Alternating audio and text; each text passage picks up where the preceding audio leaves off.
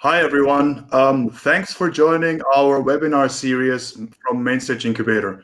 My name is Sven Wegner. I'm the founder and CEO of Mainstage, and we're super excited here to have this session with you guys.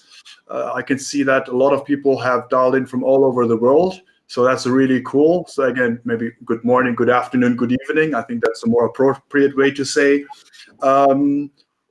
We came up with this webinar series just to talk about different aspects on a startup perspective, but also for everyone, I believe. A lot of countries are in lockdown situation. We had it in Germany as well, even though it was easier for us. In some countries, there are big restrictions. So we came up with different topics to talk about different aspects on how we can learn and improve ourselves. Special thanks to our partners, Startup News, 100 Open Startups, AirMeet, Clear Strategy, Easily, Frankfurt Valley, The Star in Me, and Ahead. Before we start with our webinar and introducing you to our speakers, I'd just quickly like to tell you guys what we do at Mainstage Incubator. This is what we do. We build bi-directional innovation bridges between developing startup ecosystems and developed startup ecosystems. We help startups to scale, or international startups to scale into Europe, with Germany being the landing base. But also we help European startups scale wherever they want to scale. If you are a social media person like me, feel free to use our hashtags. It's hashtag Mainstage Incubator, hashtag Better Together, and hashtag Frankfurt Valley. Here's a quick overview of our agenda. Most of you must have seen this already, but we had really cool sessions in the past 3 weeks on different aspects. Today, although, we're talking about women entrepreneurship, about different cultures, different perspectives and journeys. For that, today we have Carolina Yeo from Ahead here and Mahua Mukherjee. Thanks, guys, for joining us. It's always a pleasure to see women entrepreneurs come on stage. You don't see it that often, but it's really nice to see. So today we're going to all hear about their stories, how they became entrepreneurs, maybe some struggles they had, and how they overcame those struggles. So guys, over to you. And I would first like to invite Mahua Mukherjee onto the stage. Mahua, thanks for joining us. What do you have to share for us today? Thank you. I just want to share my screen. How do you do that?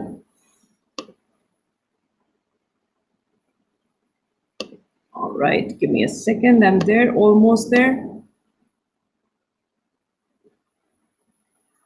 All right, Sven, you see my screen, right? Yes, I do. Right, I do. Good. I will follow Sven saying good morning, good afternoon, good evening, and thanks a lot for taking your time out on a Thursday evening. It's a pleasure to be here, and thank you, Mainstage Incubator, to put up this together and especially organizing one session, especially for women entrepreneurs. Now, this is a very, very complex topic, how easy it may sound. Yeah, while I speak and Carolina speaks and open to questions, I think there's very, very different perspectives that you would hear as we speak about our journeys. So I'll introduce myself, and bear with me because I will go a little deep on it because it's important for you to understand journeys. Each one of us have our own story, right? I never imagined in my life that I'll become an entrepreneur. Nobody in my family is an entrepreneur or comes from a business background. They've always been in academics and in proper corporate careers. So automatically I chose corporate careers. So once I passed out from my graduation and master's from IIT Kharagpur in India, and that was a time in 2000 when everybody joined a technology. Doesn't matter what your education was. So though I had done my graduation and master's of science from IIT, but I chose to be in the field of technology. Then 18 years passed away in different experiences. So I worked with a company called Capgemini and Cognizant. Cognizant was predominant for 16 years, but those initial 18 years was seed and fuel to my career. So whenever you start, and I do not know the demographics of people who have joined in, so just thinking if there are people on this meeting today who are vulnerable entrepreneurs in near future, all these experiences that you gain in your corporate life matter a lot. Now, I had the privilege to work on multicultural teams. So I had worked in 3 continents, in India and in London and in the US, because our customers were from different continents and the team resided in different places. I also had the privilege to work on different industries. I started at a very short stint in telecom, then in banking and financial services, had a long stint with insurance and life sciences and healthcare. So kind of most of the industries had a touch. Now, the functions that you work on in your corporate life is really helpful when you start your own venture. Now, I didn't plan it, but it so happened that the initial years of my career, I was a coder, but not in the newer technologies in the old mainframe. Then I moved on to program management, leadership skills, account management, then moved on to operations excellence. I became a Lean Six Sigma black belt, trying to figure out different ways, how do we save money for our banking and insurance clients. Then I transitioned into consulting. So that's where I honed my sales skills. So I used to be APAC and India head for operations consulting and worked very closely with strategy consulting. Now, when I look hindsight, since I'd worked on different functions and from different roles, that kind of helped me shape up when I planned to be an entrepreneur, which I didn't plan. Plan is the wrong word. It happened that I became an entrepreneur. But there are 3 messages I've put on the top, which are very important. Doesn't matter if you're an entrepreneur or you're in your corporate career, building your transportable skills along with your technical and functional skills. What are transportable skills? Those are the skills like your negotiation, your presentation, your communication, your problem solving, your analytical skills. Now, these are industry agnostic. Doesn't matter which field, what comes up, what technology comes up, irrespective of that, irrespective of industry, these will be very valuable for you. So please ensure wherever you are, keep nurturing these skills, because those are your core skills and will take you far. The second, doesn't matter where you work, always look for meaningful experiences. Now, experiences, when I say meaningful, need not be good experiences. It can come from your failures. It can come from setbacks. It can come from something you've tried which you've never tried before. In fact, in my career, I remember, as I said, I've moved around 5 functions and 4 industries. I lost touch of which industry or function I belong to. So every time it was a new experience, a new skill that I had to learn and replicate and do it. And the third one, which is the most important thing, is the relationship. Now, this relationship is something that, if anybody is an entrepreneur here, have begun or are nurturing or have already scaled, this is your main currency.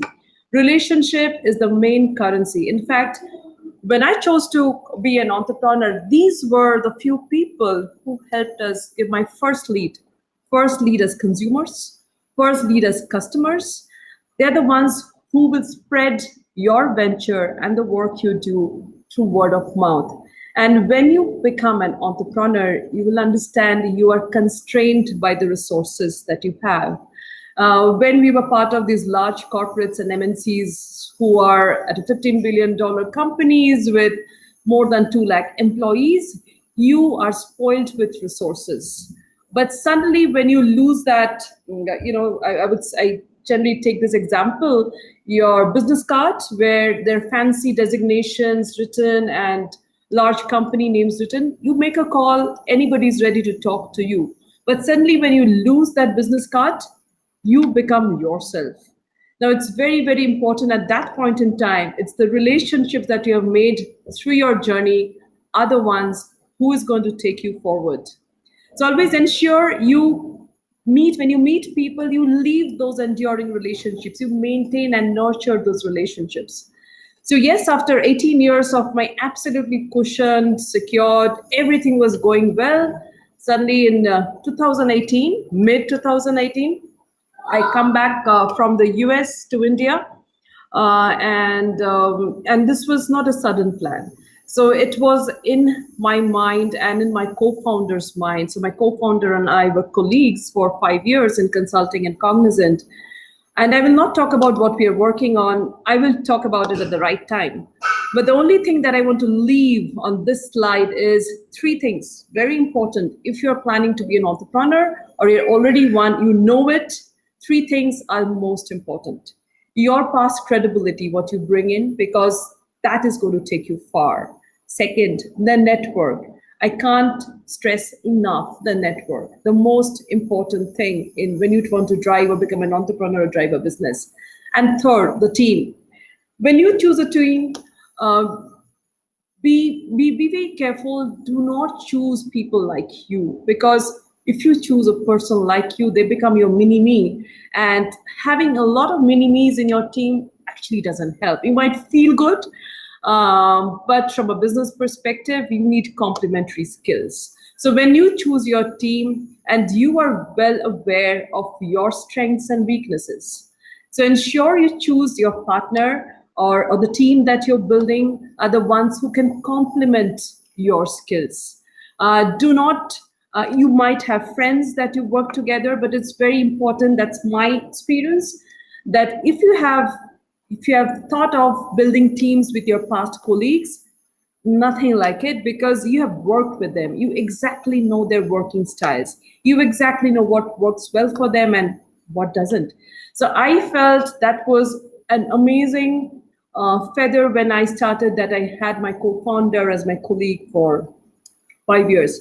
I want to leave this slide with just one quote, which I love. I don't know whether you know who this, a very, very famous personality and a great businessman. If you have never tried, how will you ever know there is any chance? Very, very powerful statement. Now, in 2018 August, I would have chosen to see that everything that is unknown that I was heading into, not to take that plunge and be happy with the money that I was getting, the cushion life I had. But I would have regretted in my life if I wouldn't have taken this plunge. And this is a statement by none other than Jack Ma. Jack Ma had immense and number of failures, and we all know where Jack Ma is today. And I really love this, and this kind of remained in my head, that if you have never tried, how will you ever know there's any chance?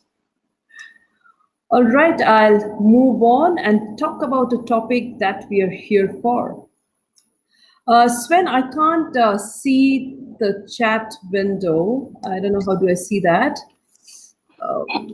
No, there are currently no chats, Right. but I will give you feedback with regards to that. Don't worry. All right.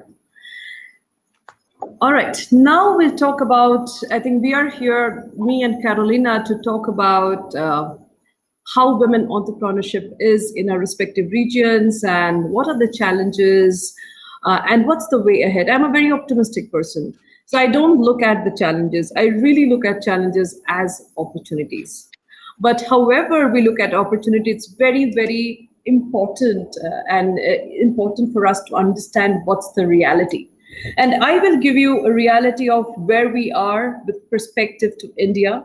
So if there are people from India and want to do business in India, and you are women entrepreneurs on this chat, or if guys you have joined in, if your colleagues or your family, somebody who wants to be a women entrepreneur, these are very, very good numbers that you can keep in your mind, because they are shocking numbers. Now, whatever numbers I'm going to talk about is not numbers that I have made. They're made by well-researched by MasterCard, by World Economic Forum, and World Bank reports.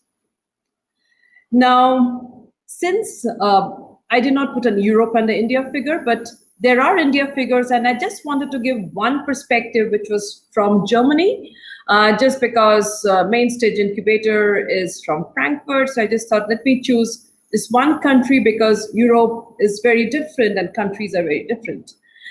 I wanted to just question, just to ensure that you guys are focusing on this meeting, is MasterCard does a very, very well-researched survey and study. I wouldn't say a survey is a short word, a very, very deep-driven study on what's the index of women entrepreneurs. And we have numbers from 2019. I would love to know from the audience, if you can put in the chat window, what is the index of women entrepreneurs? When I say index, what does it comply? How well are they? What is the infusion in terms of funding? What's the scale of their enterprises? So all put together, how do you see women entrepreneurs are placed in India and in Germany? Just only one point, there are 58 countries that took part in this study. So I just want one number for India and one number for Germany. Where do you think they are placed among 58 countries? Can I have the numbers for India, please? It'll be interesting to know. So hey everyone, feel free to put that number into the chat. So Sumit is replying with 34. Let's wait for some more answers. Come on guys, don't be shy. Yeah, if we can have. We have Neha. Neha is telling 50. Ambika is saying 45. Let's wait it out a bit. All right, good. Then we've got Sundaram with 37. Super. So we have 58 countries and India is ranked 53 among 58 countries when it comes to women entrepreneurs and the ecosystem that's enabling women entrepreneurs in India. And that's a shocking number. And that's to Mainstage, so Sven, to you and to us, I think there's a lot of opportunity to make things much better in the future, right? And I will tell you who are the top ones and who are below us. Can we have numbers from Germany, please? Where does Germany stand in the 58 countries? So 34, Alex is saying 20, 25, 10, 50, 24. All right. So there are actually some cheating done. You know what, Sven? Because when I took my screen out, it was visible. But yeah, I think, Alex, you are quite close. It is 26. Germany is at 26. And would you want to know what are the ones who are topping the list? It's Botswana, Ghana, New Zealand, Australia, US. And there are other countries. There's so much that we can learn on what's happening in those countries, what's making it do which we are unable to do, and just have perspective of, I know Carolina is going to talk about European market. I don't want to steal her thunder. I'm just focusing on India. So this is where we stand. I don't want to overwhelm you all, but there are some numbers you need to know. When it comes to women business owners, so which are the businesses, percentage of women-owned businesses in India? No more quiz, I'll give the numbers. 7%. So if there are 100 businesses that are owned by men in India, just 7 of them are owned by women. These are all as recent as December 2019 data points, my friends. And for Germany, it's 26%. Now we have another report, which is not done by MasterCard, but all these reports are correlated. This is by World Economic Forum report, which talks about economic participation and opportunity. What does that mean?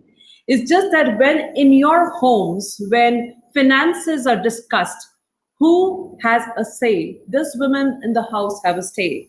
Doesn't matter if they're earning or they're not earning, they have businesses, but how much do they participate in your homes when you're investing on stocks or mutual funds or figuring out where to put your savings on? How much of participation do you see among women? And this is really sad. There are 153 countries and India is ranked 149.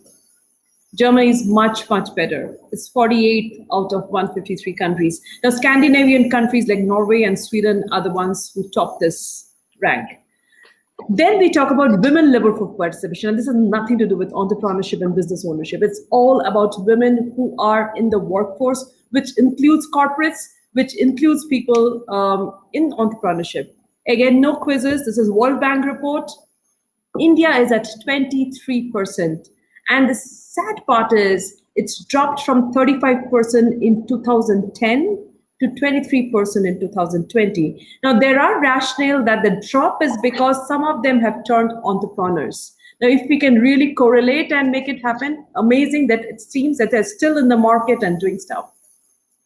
And Germany is at 55%. Now, here is it, my friends, in countries where almost half the population are women, if they are not in the game, it's reflected in the GDP per capita of the countries. And we know what is GDP per capita of India is. And we can now rationalize looking at everything else. If we do not have half the population participating, there is a challenge. Now, when the world was made, when the creator made the world, the creator did not differentiate between man and women. And I would love to be in the world when I'm living to see where we do not have webinars where it's focused on women entrepreneurs. We really do not need to do that. We are same. It's just that the ecosystem and the culture, which changes people and creates those barriers that people start behaving differently. When the world started, the roles were very different. We had men as hunters in forests, and women took care of cooking. Then it went to a stage where wars used to happen, and the warriors were men, and women stayed at home. We are neither hunters now, we are nor warriors now. We are living in an era of knowledge and innovation and data. If we can be a little more innovative, and COVID, I think, in one sense of COVID has shown to many corporations across the world there are many job roles that's possible that you can do remote, you can do flexi, you need not come to office and do it. And I'm sure post COVID the era is going to be very different for various industries.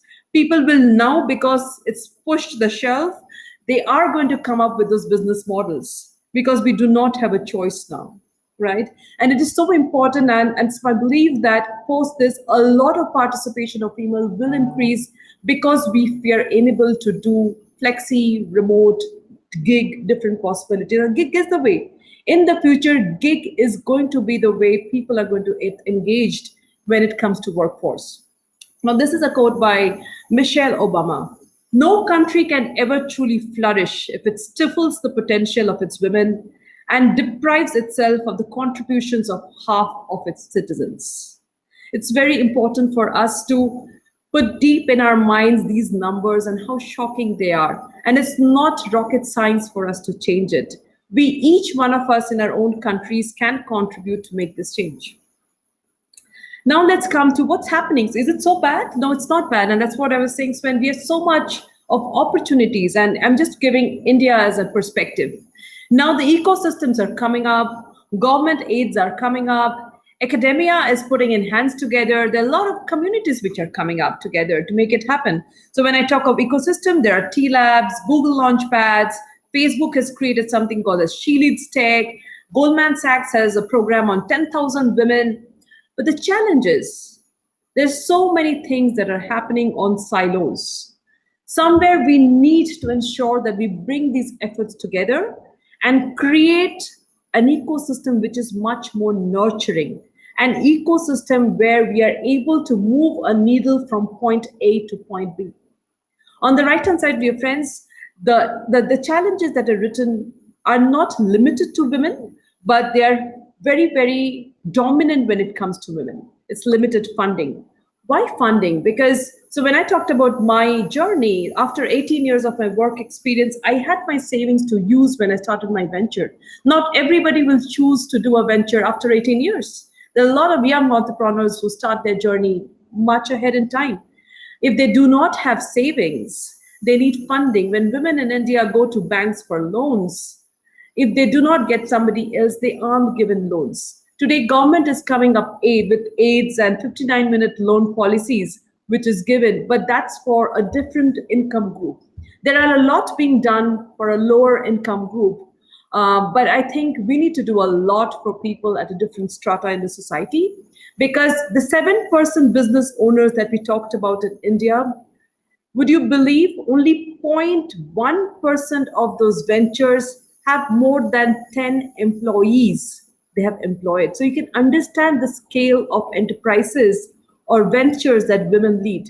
Most of the women are solo entrepreneurs, they're solopreneurs, they're self-employed. The difference between being solo entrepreneurs, self-employed, and entrepreneurs who are trying or dreaming to build enterprises. So we have to take our women entrepreneurs to a scale they're able to scale and build enterprises.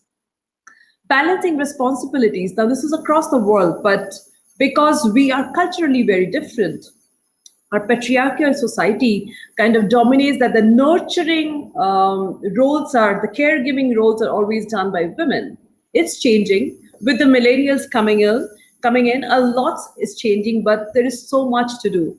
In fact, I was attending a seminar, I think in 2018 in MIT Sloan, and it was taken by a lady named Ursula Burns.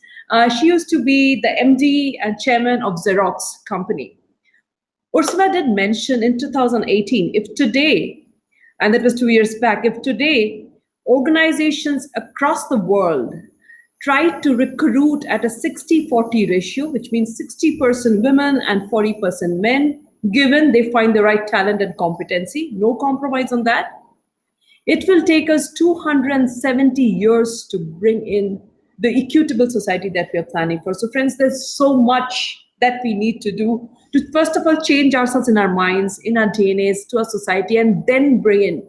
So each one of us has a role to play. Fear of failure is a big thing that runs in women's mind. The imposter syndrome. I'm not good enough. How can I do it? That's where ecosystems will help. Ecosystem like a T-Lab or a Google Launchpad. Or I'm so happy that when you mentioned that one of your missions for Mainstage Incubator is also to build incubatees, women-led incubatees, and help them scale. That's what is needed. You need places where they're nurtured to bring that change. And then unfavorable business environment. Many places you need a lot of push, a lot of mobility challenges that women face that needs to be worked upon.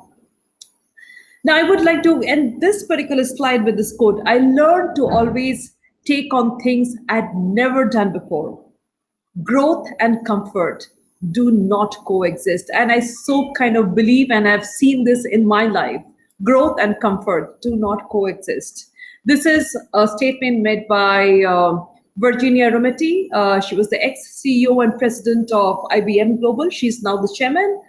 And she was the first woman CEO of IBM, which is a company for more than a century, right? And it takes a lot for a woman to kind of speak out, come in the front, and take those positions of authority. And so friends who are on this call, just get inspired by these amazing stories that we have. I will end it by talking about who Star in Me is. That's the venture that I'm in, and why did I choose to do this, leaving my consulting and tech career at US, which was superly well paid. This is where the Star in Me wants to play in. We want to build the muscle. We want to unlock the potential. We want to make the needle movement happen.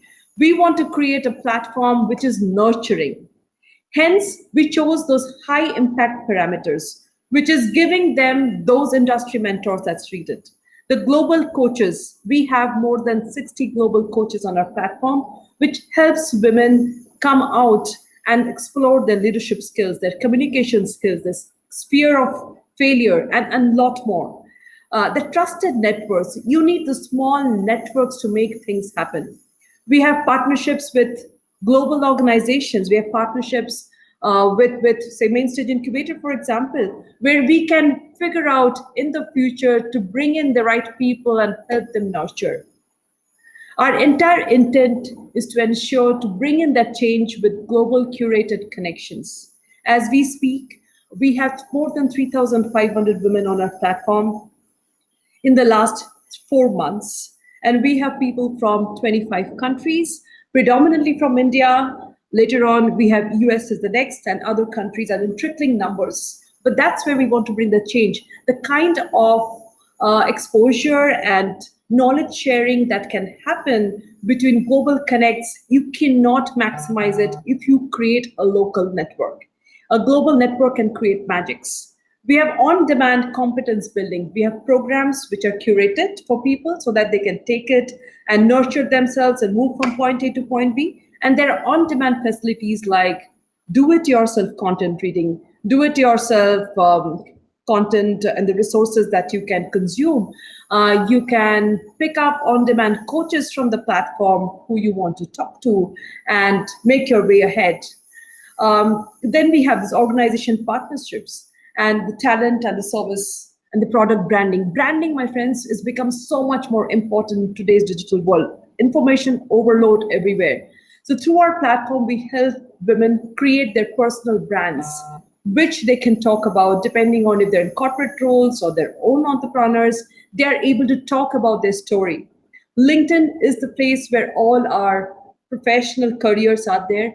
We needed a much more, which is intimate and stories, which can be sold in the form of your heart, but not in terms of bullet list format.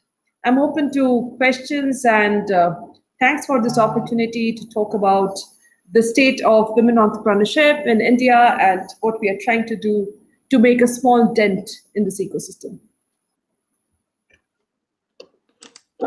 Wow, perfect. Thank you very much, Mahua. That was a really great session and really great insights about what you're doing, especially the percentage rate. It's always very shocking to identify this. And when I was in India in February, I sat down with Debashish and we were going through the numbers, and we were both shocked to see that percentage split between women entrepreneurs and men. And now, and I acknowledge and I totally agree, we shouldn't be having these webinars, focusing on women entrepreneurship. It should come natural, but I think there needs to be a way to address this somehow, and people need to know about. So again, thank you very much. I would suggest let us do the Q&A session at the end, and then we can let people in live, and they can raise their hand, and then we have a queue set up, and they can come on stage if they want, and they can talk to us as well live on stage. Because I just looked at the question. There's one question from Alex Manigold. He's in the US currently, and he had some questions with regards to the slide. But Alex, I think it'd be great if you can come at the end of the session after Carolina and raise your hand and maybe talk to us live, if that's okay. Again, thank you very much, Mahua, for the great insights. Thank you also for being a mentor and also an advisor at Mainstage Incubator. We really value that. My pleasure. Perfect. So up next, we have Carolina Yeo. She is the co-founder of And Ahead, but also a director at the Founders Institute in Frankfurt. Carolina, thank you very much for joining us. Yeah, thanks for having me. Can you hear me well? Yes? Good. So thank you very much, Mahua, also for sharing. I learned a lot of things from you as well, from all the statistics. And thank you for having me, Sven and Debashish. Also to all of you here listening in. Well, it's quite late in the evening for many of you in India as well. So I do not have slides today. What I want to show is more to show it from my own perspective, being a Singaporean living in Germany, and how my route from corporate went into entrepreneurship. So I did not, similar to Mahua, I did not start off as an entrepreneur, but my father has been an entrepreneur for 30 years. And it's always been my dream to look into starting something on my own.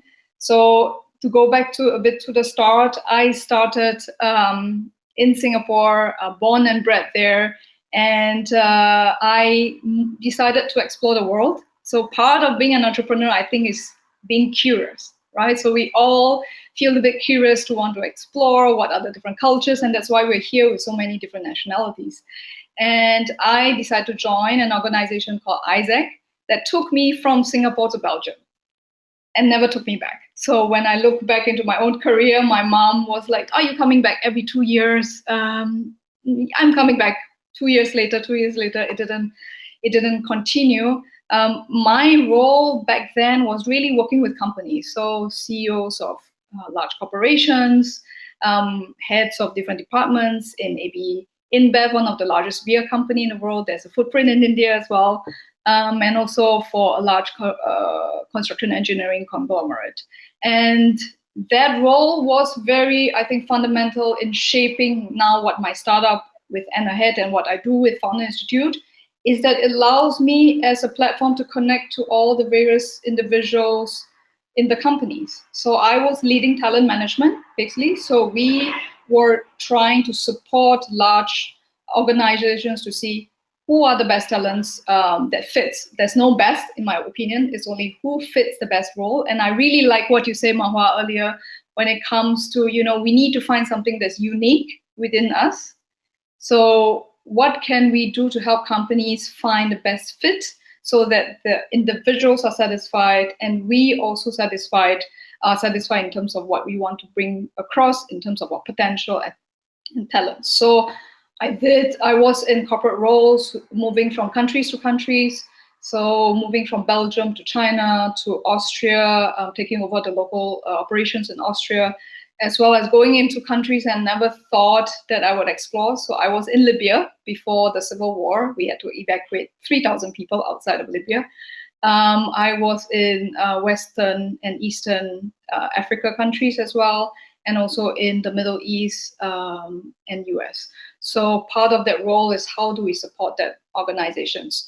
So as that corporate journey, managing individuals from so many different countries, and then coming in and said, okay, I've done this for a decade. Now it's time to come in and say, what is the next step? And many of us are in this mid-career transitions. Some are in the first career transition, but there also has the mid-career transition phase. And we start to think, and I start to think some of the questions I had was, okay, I did all this for the companies. I was restricted, as my role as a representative of the company, but who do I really want to help? And if there's one question that all of us founders should ask today, it's the one that I was also given as advice, is who are the target audience that we want to help? Because we can, with all our intelligence, all our backgrounds, do any project we want, right? We can go into, I had a quick chat with Untap, the founder of Untap, Sumit, who is here. He chose his project, so we didn't get to go to the root. But as we talk to different individuals and different founders, what is the impact we want to create is an important question. Because now, 5 years starting my own company, with the first one being a huge failure, and I will share a bit more, it's also a matter of our own success measurement. So when I started my company, I looked into a target audience, which was someone that I totally don't know, don't understand, and I felt I could help them with my product. So ProfTrack started as a first idea, as a platform that helps recommend learning. So I was curious to help individuals learn through recommendations of courses that are available. But at the same time, my target audience, for example, was the 29 to 39-year-old male that I had no clue, who works in technology companies who I've never worked with before, and trying to help them find their learning needs. And this was, I think, a big learning for me. When I transited from corporate into entrepreneurship, I joined also Founder Institute, which Sven talked about as well. And they took me through all these questions. Many of the questions I put a blind eye on it, and I didn't pay attention, and that led me to some of the roadblocks also in my own learning. So ProfTrack, as this target audience, didn't work out, but now because I've come to realization that with the need that I want to create, the impact I want to create, which is really supporting individuals like me. I have two girls, 4 years, 2 years old, and I start to see also many women who are struggling to return to work after the break. So that's how Anna Head came about. And my own personal story is also that my own mother, she was in quality assurance, QA/QC, and she was working for 10 years. And then when my brother came, the third child in the family, she struggled to come back. So having this struggle, I remember conversations around the dinner table, and I said, okay, should she come back? Should she not? And confidence was a big issue. And confidence can be built through taking action. And one of the things of how we can build confidence is also to look into our uniqueness. So going back to what Mahua has rightly said, we need to also take into account our past experiences to build and continue building what we want to build, because it's also a faster route to get there. I think everything is possible when it comes to what we want to achieve, but at some point we need to think to ourselves, is the sacrifice in terms of time away from our family, energy away from what we can do in terms of well-being and also getting connected, finances, we are also looking into financial independence. Are they worth also the time that we put into our project and the impact that we want to create? So the second point that I want to share, other than starting from ourselves, is also what is the success measurement. So one question that I would ask for people here is, do we have defined our own success measurement when it comes to starting our own company? So some of the challenges comes from me for a startup. So this is regardless of whether it's a female founder or a male founder. I think the challenges are quite similar in that aspect. That the clarification part for me took a while before I finally realized, what are the types of projects that I want to get into and the impact that I want to create. Now, having said that, so I'm a Singaporean who has left Singapore for 14, 15 years, now in Germany for the last 6 years. I saw the data from Mahua when it comes to the German numbers, and I was a little surprised at how positive it was, because I had looked as well to see what are the statistics when it comes to female entrepreneurship in Germany. And we were ranked 45 out amongst one of the top bottom. Singapore was also following closely, that there are only less than 10% in proportion of female founders comparatively. Chicago, Shanghai was one of the largest proportion of female founders. So they have around 25%. And part of what is the positive side is globally, the funding for female founders are much, much lesser. So I think one of the root cause for female founders is that a lot of female founders decide to stay as solo entrepreneurs or solopreneurs, as Mahua said, was also because the funding for the females are much lesser, because out of 65% of all VCs, there are no female partners. Can you imagine, of all the 65% of venture capital companies in the world, there are no female partners? And with the large rise of more and more female unicorns, I think 2019 was a great year. But at the same time, I think funding is one of the things that we can, or one of the aspects that we can look into. So Sven, I think when you mentioned that you want to look into an incubator, perhaps focus into supporting female founders, this could be one of the areas that we look into, of how can we have more investments into the company. So having said that, I want to also share that Founder Institute, who is a partner of mine, Mainstage Incubator, did look at it. So they approached me last year to look into, can we start a chapter of Founder Institute, where I'm an alumni myself, to come in and also support the ecosystem in Frankfurt. And there is a female fellowship for female entrepreneurs.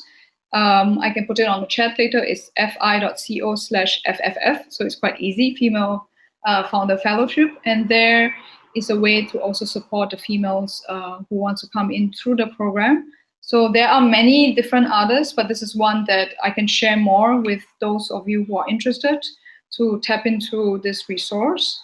And when it comes to N Ahead, we want to continue supporting the the fellow individuals who are especially moms who step away from work. And we have 15 million in Europe alone who are looking to return back to the workforce. So we are providing some quite similar, interesting initiatives similar to Mahua that we can later on discuss, which is in terms of mentorship, also in terms of looking at how we could leverage and start the conversation with corporates, because the issue is not with the females, it is the whole ecosystem. The ecosystem needs to come in to look into the mindsets of how we can become more inclusive as a final conclusion. And if we do not change the conversation, the issues will always be, what can we do to support the female? But the question should be, what can we change in terms of our mindset so that being female is not a problem? So with that, I want to have some time also for questions, answers, and thank you so much for having me. Yeah. Wow, thank you very much, Carolina. It's really great to hear this, and I'm really looking forward towards that, that FFF from the Founders Institute. I can also talk on a personal note. My wife's steady. She started working, but then we got married.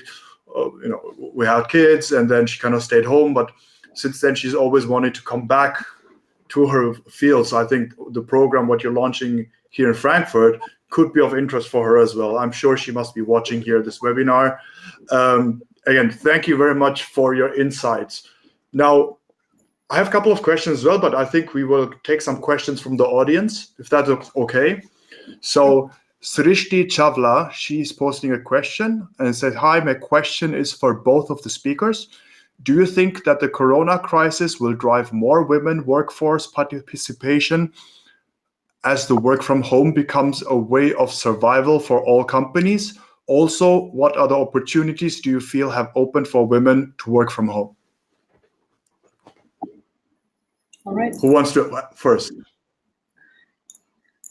Mahua. Yeah, sure. Srishti, right? Yeah. So Srishti, yes, the last 40 days has been trying times for corporates across the world. And especially in, if I'm not sure where are you based, in case you're based in India, especially for India, because it was a big mindset block, I would say, that people had who was not even wanting to try out the remote model, right? In spite, so the remote model doesn't work for all job roles, very, very specific. It works for specific job roles. Say, for example, if you are part of doing analytics work, if you are doing digital transformation work, if you are doing something around content or marketing, and their program management, there are many such roles that can be done remote. And this is not new, right? This has been done and experimented by many organizations for many years. In fact, some of the large organizations who are pioneers in doing this are IBM, GE Capital.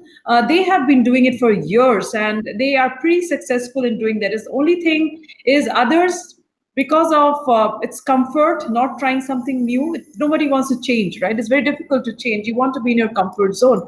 So organizations today first have to work on their policies. First of all, they do not have policies to do that.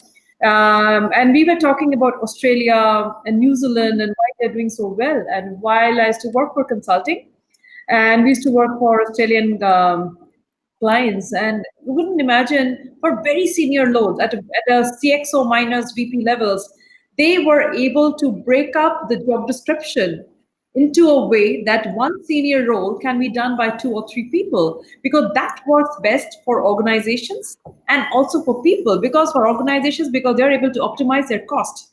They are paying for the service that they're getting, and it works for women because it's flexi for them. And that's exactly the way, Srishti, in many years, I mean, in the following months, you would see gig as a way of work is going to evolve really, really big.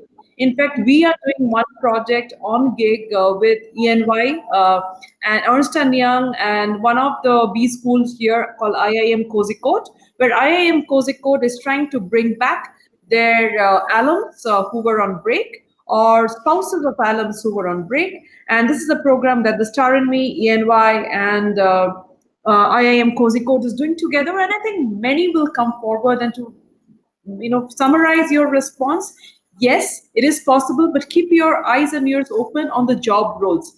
You have to, if you're not skilled, you have to reskill yourself to ensure that you are able to deliver those job roles where people can, they can happily pay for the services that you do remote. If you're in manufacturing, it is not possible.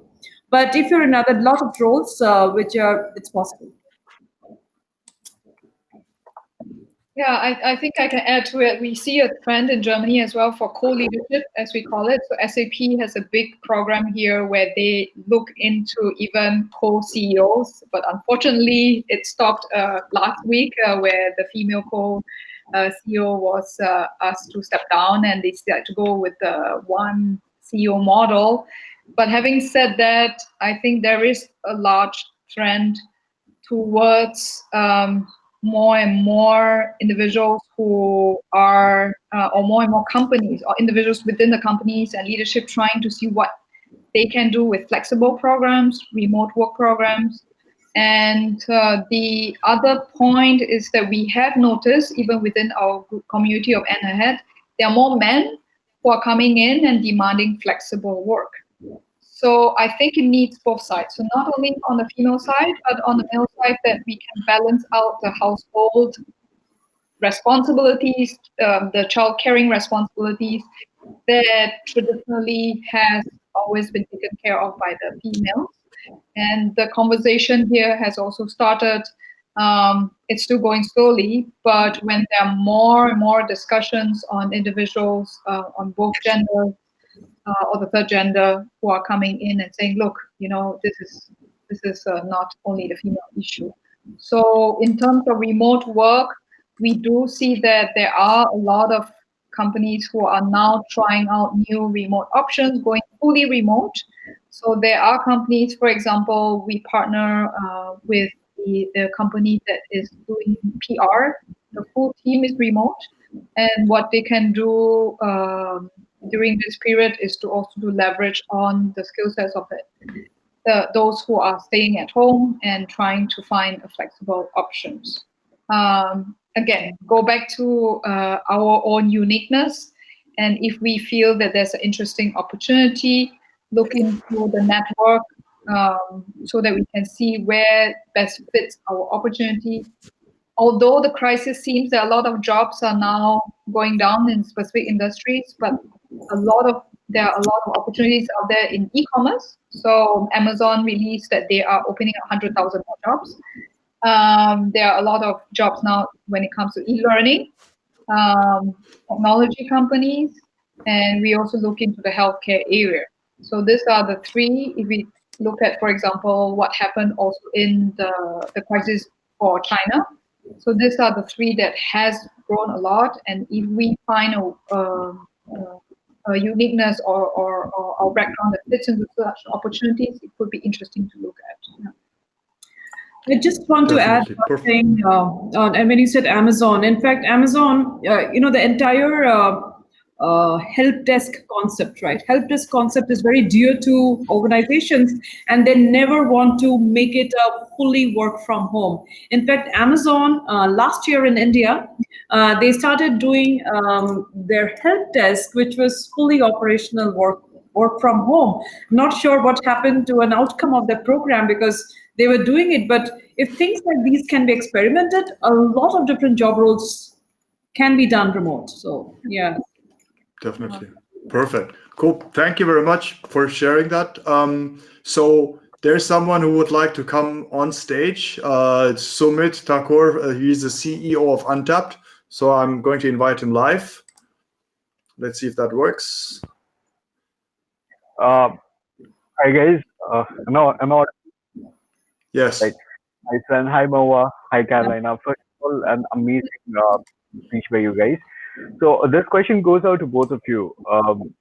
As leaders and as CEO of a company, how do you personally go about, inspiring women to either join an industry or, to push them to become an entrepreneur, to start their own venture? So your personal take on how do you inspire them? Carolina, I want to go first. I'll go second this time. Yeah, Thanks for offering. Thanks for the good question. I think it's I think it's not easy being on the other side of the table when we feel like a minority in the world of predominantly male founders, based on the statistics also shown. And I think the most important part are really, it's said so much, but role models, not in the sense that, oh, this is the perfect founder to follow, but it's a role model, meaning that you see more and more women stepping up into discussion forums like that, getting out of the comfort zone and sharing the mistakes. It's not about sharing the successes, but really sharing the mistakes of saying what went wrong. I went into this funding discussion. I went into this job interview, and these are some of the things that our community members mentioned.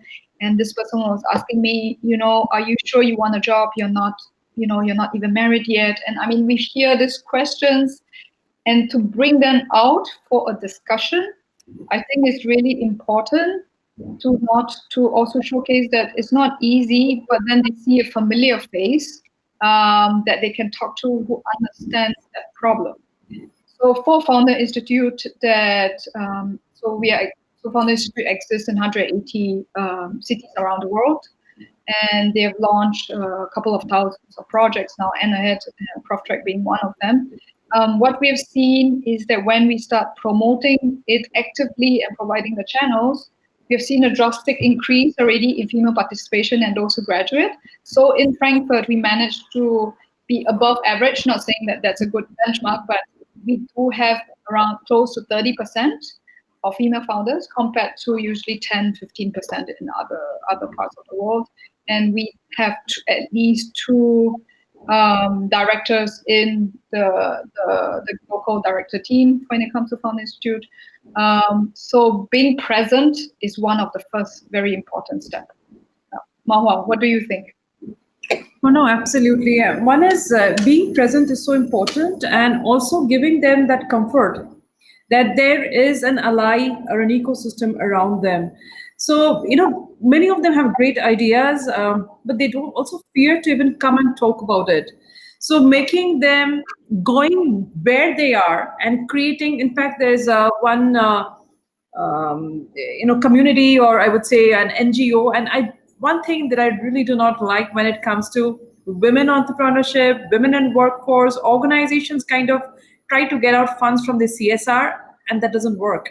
Do not equate anything which is around women as your NGO, CSR, non-profit making activities, because if there is no intent and strategy, you will not fund it right. So it's very, very important to make it a core and drive it, and not look at it as your leftover funds to use it.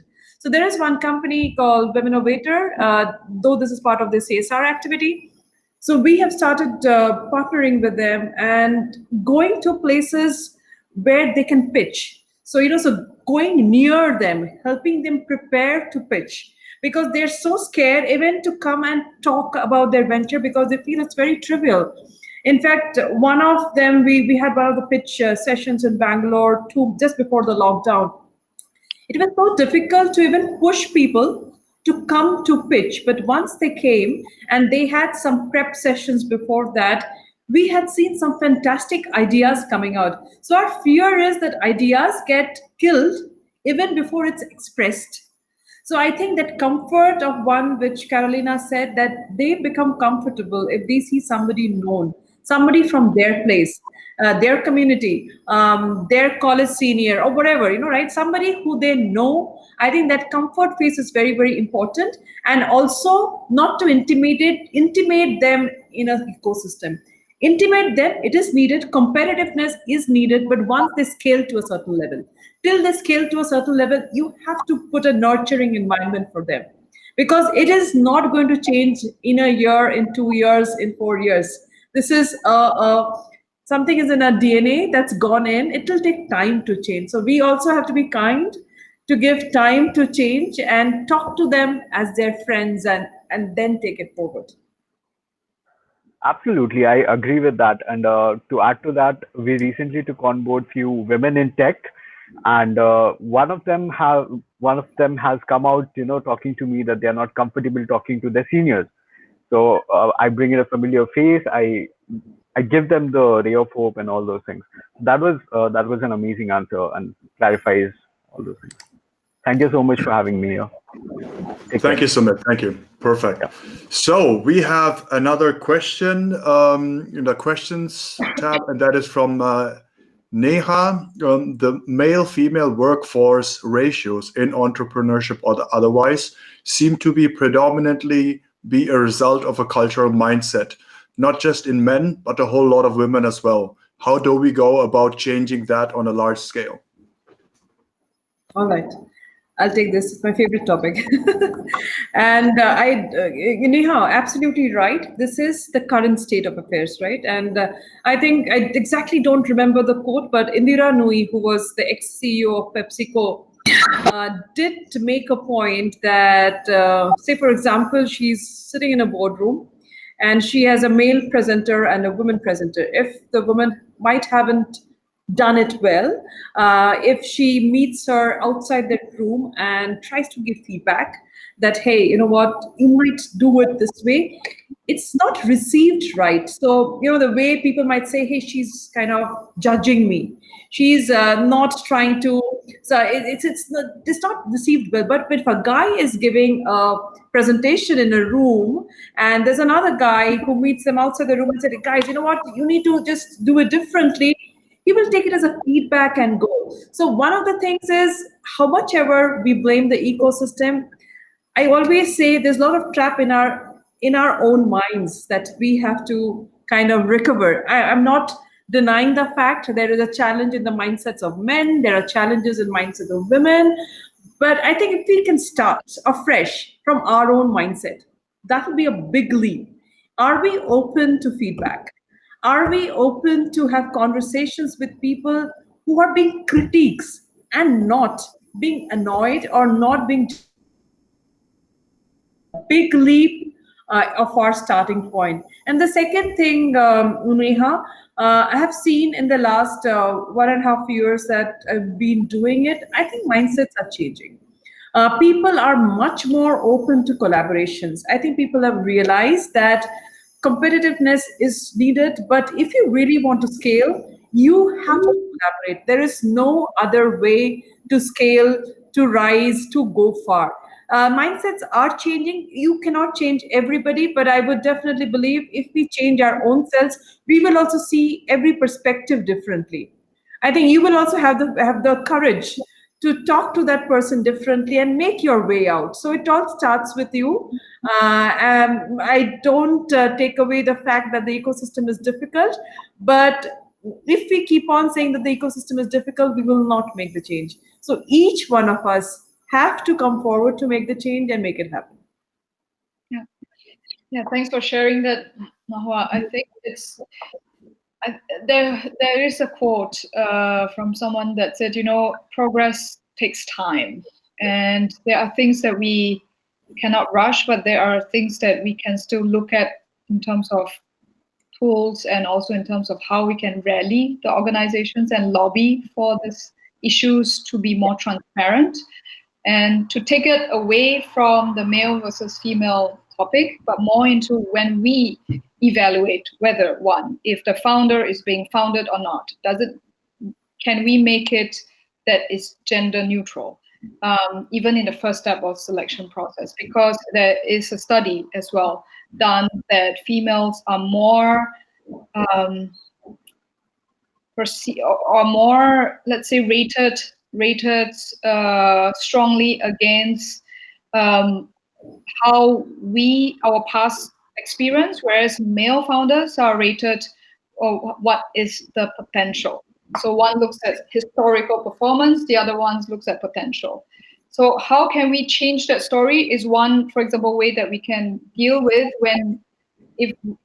some of us here, and Sven, this is an important discussion, maybe for you, I think as well, if we can change this conversation even in terms of venture capital, which is where funding is such a big success criteria and KPI when it comes to how we can scale also as founders. then we can start moving that conversation. And how we can do that is to ensure that we are being fair in terms of the criteria, and not to really look at, whether who we are in terms of color, identity, sex, gender, etc. I think the other thing is also to promote unconscious bias trainings. How we can, within our own companies and own organizations or partners that we work with, understand how unconscious biases comes about.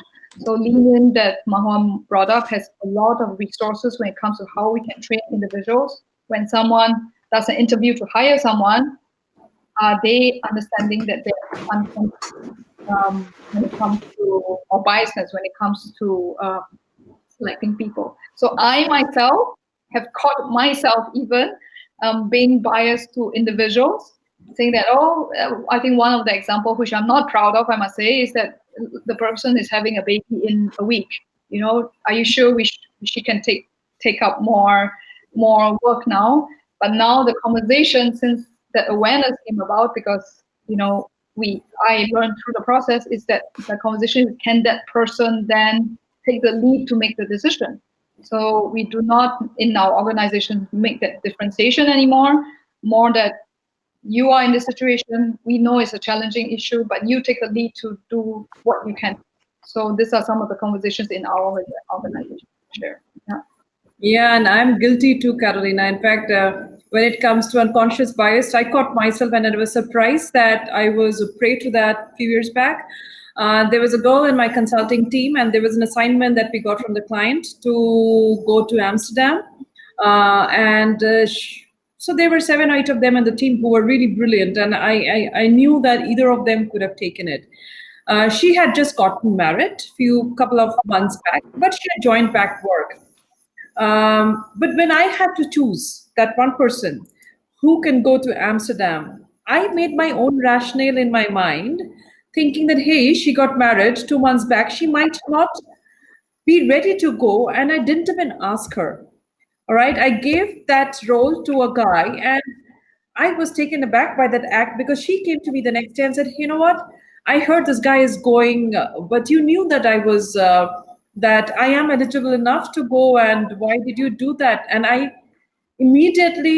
kind of apologized in front of her. I'm so sorry. I just didn't even ask you. I thought that I was doing good to you because you got married 2 months back. You might not be ready to go. And she said, no. Who said I was ready to go? But my next mission was to figure out an assignment for her, which was as soon as possible. And in the next 3 weeks, thankfully, I could send her not to Amsterdam, but to London. But I was on my guilt trip for so long that I did that. And it's absolutely unconscious. You think you're doing good, but you actually don't understand what you're doing.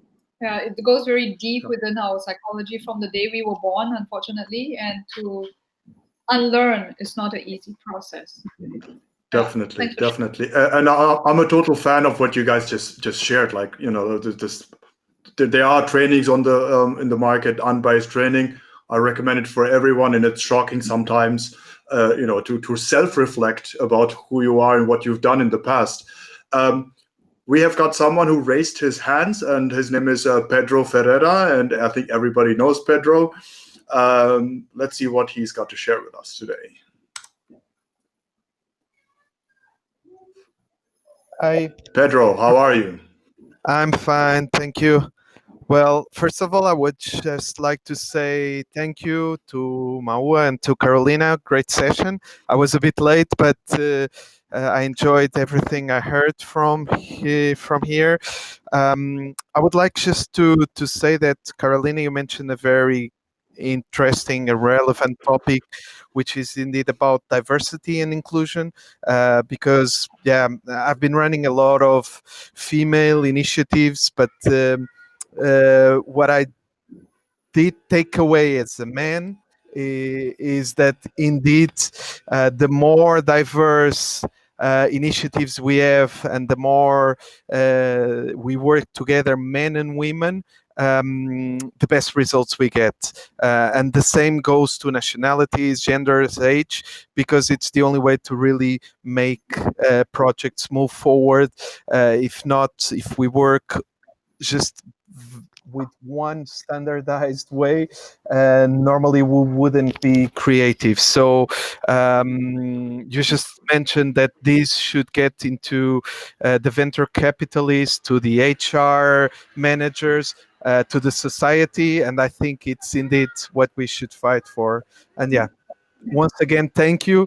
It was really great insights. Yeah. And I just want to point out, Pedro, now that you're here, he's one of the men who really inspires me when it comes to this movement to help women inclusive. So he also runs the Women Who Inspire Rhine-Main event here to highlight and bring a voice into the women who has a personal story to share, whether be it founders, whether be it individuals who have relaunched or changed their careers, etc. And him as a man managing this amongst 50, 100 women always in front of an audience is also courageous, because you are on the other side of the table and trying to also change the language. So I really support that. Yeah. And also, I think, Pedro, it's good that you're here. And I think Carolina and Mahua, you both mentioned something really important, that times have changed, where men are now working more remotely to look after the families. I've been doing it here as well, and we go in shifts. But I think the perfect example is with Pedro, and he's got a structure there. He has blocked out some time during the day. He's unreachable, and today morning he showed me he's actually like the head of the family and looking after the kids, and then it switches. Maybe you can talk a bit about that, Pedro. Well, maybe you have seen that my video camera is moving and so on, because I'm trying to do multitasking, looking at all of the kids. So we have 4 kids. It's not an easy situation. We are in lockdown, and the way that me and my wife tried to organize it, well, we have a structure, which is she always has she always has the priority, and I adapt. So normally, well, we try to be fair. She has the morning to work. I have the evenings. I also work more during the night. So, but during the day, if there is a priority on her side, I always try to give her the priority, and we adjust. So, and for us as a couple, is the only way to work, that we are fair for both, also to our employees and to our projects, that we do it this way, because both of us want to be efficient and productive, but at the same time we also want to be with the kids and try to enjoy as much as we can the situation, which is not easy to everyone, but yeah. Perfect. I would invite everyone to try to find a good structure and a good balance. Right. Yeah. Beautiful. Thank you very much, Pedro, for sharing that. I thought it was a really great insight, and even I can hear my son knocking on the door trying to get in. Yes. But I think this is the new way, right? Like we're all in this situation, and it's different. And I think people need to understand it, but also accept the fact that the way we are working now is different, and we have to adapt. So, and it's always interesting. Mahua. No, I just want to quote, because there's a book that was launched in India for 30 most powerful women and successful women. So one of the criteria that they had said in their lives, why are they successful? All of them had chosen the right partner in their lives. And that's very important. And while Pedro was talking about it, and Sven, you gave your example, it is very, very important. We have this proverb that, behind every successful man, there is a woman, but I think it's the same goes for women. Behind every successful woman, there's a village, and obviously the man, and choosing the right partner is really, really important, because you have to have the understanding. And all the examples that we know, people who have been successful as women, they had that support system. Nothing happens non-systemic. So it has to be a systemic approach to make that happen. Yeah, I can only agree more as well. It's because I think when it comes to household, childcare, taking care of our elderly parents, it's itself a second or third job. It requires time, it requires investment. And if we take that time in additional, then where does the time come for our own career come in? So we can systematically, and I love that word for it, come in to resolve it and put a structure behind it. Then we are being very pragmatic and saying, look, this is the time you have. We all have limited time, unlimited energy. structure it with the right support system beyond, ourselves. The village comes in. Perfect. Yeah. Perfect. Cool. Thank you very much, guys. I think that's it. We still have 10 minutes to go. What I would propose is, why don't we spread out into the networking area and start networking with attendees? But I'll first of all thank you both very much, for taking the time, for waiting that extra additional hour. I know at the beginning we had some discrepancies with regards to the timing, but I really enjoyed all the insights. Also, Mahua, it's great to learn about the Indian perspective and then again the German. But there are a lot of things in common. I think together we can achieve good things, and I believe this is not the first time we are going to hear from both of you. Now, I did know that Debashish wanted to have something to say as well. Debashish, if you could kindly raise your hand.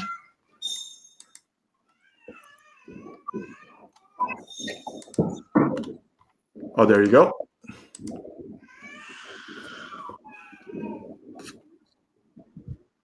Hi, Mahua. Hi, Carol. It was a wonderful session. Thank you so much. And I personally enjoyed every moment of your speech, of your presentation.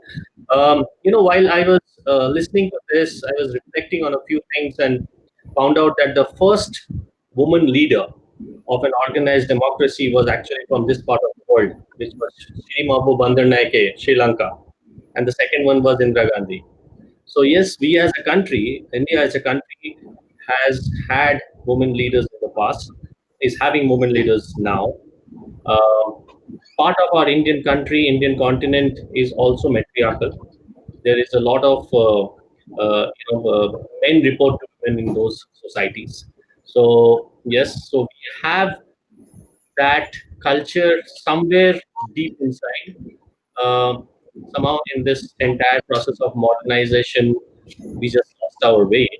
And it's so nice that we are all again joining hands together to bring this back in a organized way, in a more civilized way, in a more long lasting way, where we are all a part of this entire ecosystem. So we are not talking about a gender superiority here. We are talking of gender equality here. We are talking of bringing up or leveling what was lost, what has got lost in this entire address. So thank you so much for bringing us up to date on the numbers. Were really revealing and really enriching for us to understand where we are today. And that's when I found out that India actually was the first. When this subcontinent was the first continent which gave the world a woman leader, and the numbers are so dismal. So we have a long way to go, and your participation, your help in this for Mainstage, on behalf of Mainstage, will be really wanted. And we and myself and Sven would really like to take this forward as one of our main activities in Mainstage. Thank you so much. Thank you both for bringing this topic to attention. Yes, absolutely.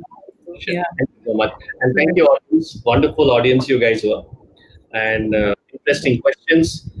Keep on stay tuned and keep on coming back to Mainstage Incubator, and we will keep on having interesting sessions in them. All right. Thank you, Debashish. Thank you. Thank you. Perfect. Thanks, Debashish. Thanks for the closing note. And again, yeah, I had to turn off my camera because I've got my son here. He's been crying for me now. But I'm officially closing the session today. Again, thank you very much, guys. Have a great afternoon, evening. Stay safe and stay productive. Thank you. Thank you. Thanks a lot. Thank you. Bye-bye. Bye.